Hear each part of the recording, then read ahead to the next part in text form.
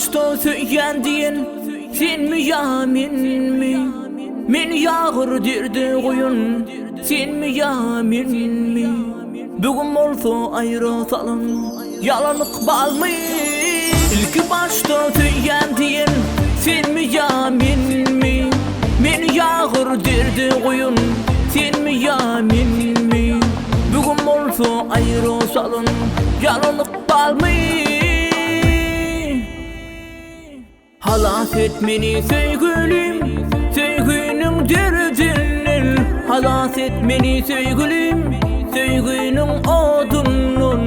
Ölsemem yüz övermen sevgilim men senden. Halas etmeni sevgilim, sevginin derdinin. Halas etmeni sevgilim, sevginin odunun. Ölsemem yüz övermen sevgilim men senden.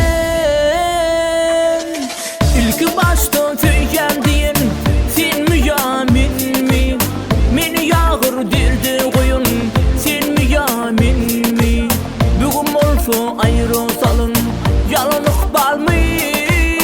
İlk başta söylendiğin sen mi ya men mi?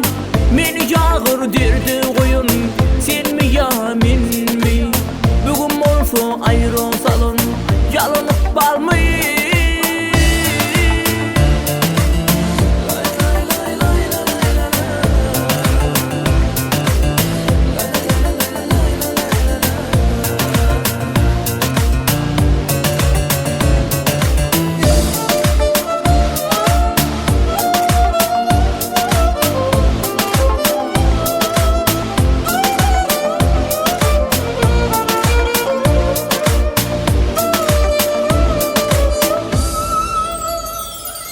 Kaytala yine sevgilim, söylendiğin sözlerin. Kaytala yine sevgilim, mehirli cenazlerin.